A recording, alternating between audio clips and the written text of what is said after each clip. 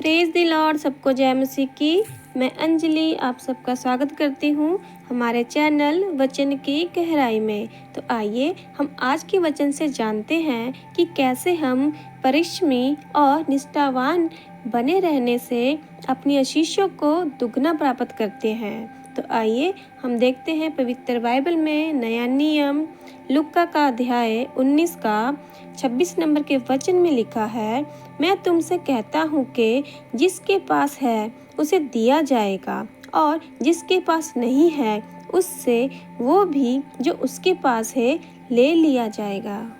मेरे मसीह बहन भाइयों, इस वचन में हम देखते हैं कि बाइबल हमें बताती है कि जो लोग परिश्रमी और निष्ठावान बने रहते हैं उनको उनका दुगना दिया जाता है।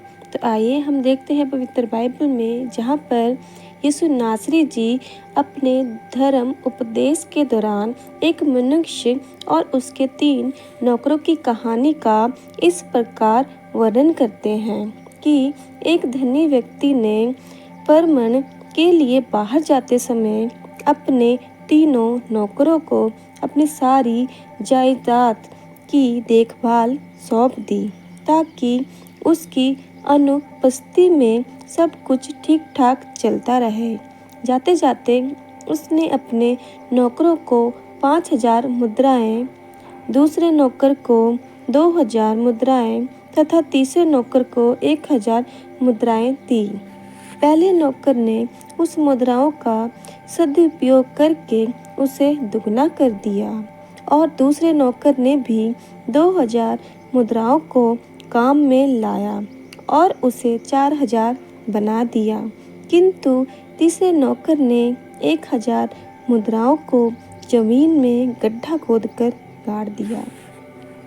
कुछ दिनों बाद धनी इंसान वापस आया और नौकरों से उन मुद्राओं का हिसाब मांगने लगा।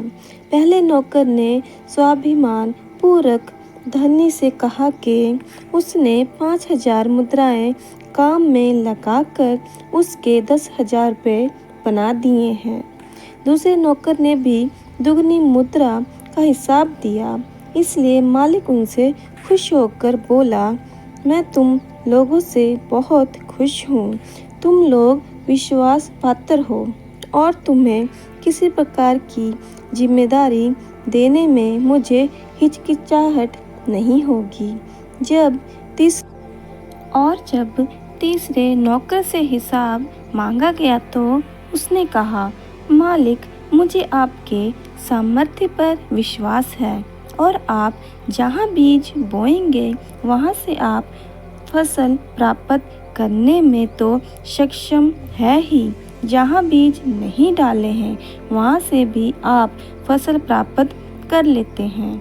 अंत मैंने आपकी 1,000 मुद्राएं सुरक्षित जगह पर रखी है और वही मुद्राएं हैं जिन्हें आपने जाते समय मुझे दिया था।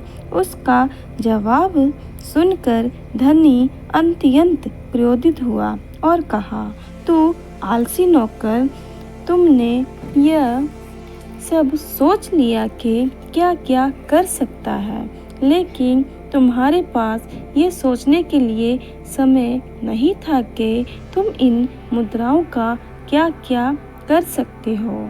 मालिक ने उससे 1,000 मुद्राएं वापस ले ली और कहा, जो लोग काम करने के लिए इच्छुक हैं उन्हें और दिया जाएगा और जो लोग काम करने के लिए इच्छुक नहीं है उनके पास जो भी है उसे वापस ले लिया जाएगा। और इस प्रकार उस नौकर से 1,000 मुद्राएं वापस लेकर पहले नौकर को दे दी गई, जिसने 5,000 से 10,000 मुद्राएं बना ली थी।